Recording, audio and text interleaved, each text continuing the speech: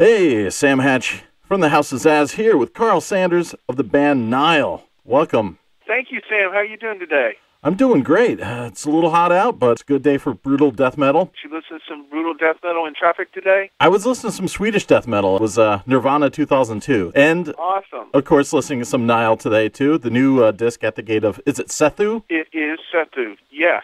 That's what I thought it sounded like at the end of the semi-title track. It's a really, really solid disc, and I'm digging it so far. And sadly, you guys are about to go on tour out in Europe, but you already came through here in the States, right? We actually did a tour with the Black Dahlia Murder. That was March and April. And you were out in our neck of the woods, too, for the New England Metal and Hardcore Fest. How was that? I had a blast. I had a great time. I always love playing up at Worcester, up at the Palladium. Scott Lee is a wonderful promoter. He's built a great scene there, and we love coming through there. Yeah, it was a good time. Always. So you're known for putting in some great work in the liner notes and everything. I haven't been sent the physical copy. I got to go buy one, but the label sent me the digital. But one good reason to go out and buy the disc usually is all the information you put on there. Did you do that again with this new disc? Absolutely. I started doing that years ago, and fans seem to really appreciate it. And I got to admit, it does make the disc more fun to actually, have the liner notes and check it out. And we put a lot of work into this record. From liner notes, to spending a lot of time on the songwriting and recording and production of this album. Work. Yeah, if people only understood how much absolute slavery and love went into this disc. Lashed to the slave stick, indeed, huh? Yes, sir. Neil Kernan doing production again. I mean, he's pretty much your official producer now, huh? Yeah, we spent quite a bit of time with Neil. He's an incredible guy, and we've learned so much from him. He's like a fount of recording knowledge. He's been making records for 4 decades. He's got 500 albums under his belt, several Grammys hanging on his wall, and literally has recorded every single kind of music there is. There's one thing I love about the disc is the guitar tone. Having worked with him before, is it easy to capture that, or does it take a ton of setup to get that sound? A ton of setup. It's usually a couple days that we obsess over it. The guitar tone on this record is a little bit different than previous guitar tones. With this one, we really tried to capture as clean guitar tone as possible because we really wanted to hear our hands on the instrument. There's a lot of crunch to it. Absolutely. When we were, trying different speaker cabinets and looking for that crunch, that sort of Metallica sort of Exodus crunch that has a lot of definition. We actually found it in an old Marshall cabinet that I hadn't used in a while. It was actually holding up a flower pot in my in my house. Hadn't been used in a long time, but it had that exact Exodus Metallica sort of top end to it, and it was like, wow, we can actually hear the pick on every single note. It was, nice, amazing. You're probably tired of explaining that, and I haven't seen the liner notes yet, but is there an overall theme tied to this album? Not really, not in the sense that most people think, when you say concept record, they think of, something very Pink Floydian. But no, I mean, other than many of the songs having to do with ancient Egyptian history and mythology and so forth, it's not really a concept record. That's one of the things I always liked about Nile, is that you had a different element that was consistent. So you could actually change up musically, but still deliver a thematic element that would make it familiar to fans. I always thought that was cool. Yeah, we've kind of carved a nice little niche for ourselves. You're also a fan of Lovecraft, which I appreciate. Did you find a way to fit anything Lovecrafty into this disc? Nothing jumped out at me as far as titles. So. No, there's not really any Lovecraft on this disc. A lot of Book of the Dead stuff on this disc. Cool. But as it worked out, there wasn't any Lovecraft on this one. That's good. I always appreciated that, hey, we do a lot of Egyptian-related things, but there's also Lovecraft. Just deal with it. Absolutely. And I'm guessing you're probably a fan of, was it Imprisoned with the Pharaohs, that short story he did? Yeah. In fact, I read that not too long ago, the thing with Harry Houdini. Yeah. That was killer stuff. One thing I wish I had in my Nile catalog was like a really big DVD set or something like that. You have anything like that on tap for the future? Hey, no, but, that isn't a bad idea. No one's ever suggested that to me, but somehow, there ought to be a way to do a retrospective. There was a making of the last album that you were selling on tour, right? Yes. We made that disc as kind of a reward for the people that actually come out to see us on tour. That that's where we would sell it. So that's where they are. They're on tour. If you come see us on tour, we usually have some. I take it you're probably going to hit the States again at some point, now that the album's been released here. We're looking at February for a U.S. tour. It looks like we'll be taking out Dying Fetus and Nerve Cell. Now, with all the kind of other elements of the music, like there's a lot of cool cinematic, orchestral moments. Did you hire some string musicians, or was that all created through keyboard? A lot of that is my keyboard playing that gets hacked up in the computer, and Neil is really good at creating a sense of cinematic realism with the keyboard parts. I think it's a lot to do with Neil really has experience in those sort of things, because he's recorded so many different kinds of music. Yeah. And many people who play the keyboards and want to do orchestrations don't really know what those instruments are actually supposed to be doing, and it ends up sounding keyboardy. I've heard that a lot, where you're like, okay, it sounds kind of like an orchestra, but not quite. The stuff on this disc sounded like I was in a room with a bunch of string musicians just battering me. Good job. Yeah, well, actually, you're in a room with the madmen, Neil and Karl.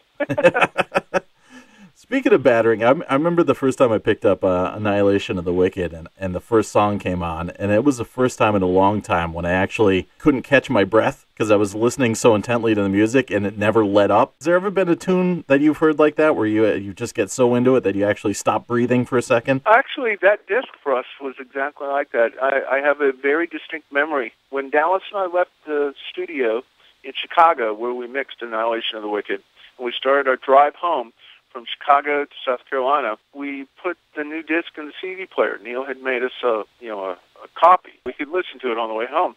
And up till then, we've been so busy nose to the grindstone working on the record that we'd never sat back and listened to the cumulative thing, from the outside perspective. So we're driving home, and we were getting hammered away by this disc, just punishing us over and over again. It was like, oh my God, holy shit, listen to this thing. There's a lot of dynamic on this disc. I know a lot of people, especially fans, complain about, Nile's just all about speed and everything, but there's a lot of diversity in even the first 15 minutes in the new disc. That's one thing I would agree with about the new disc. There's a lot of dynamics and breathing places. It's not a claustrophobic record.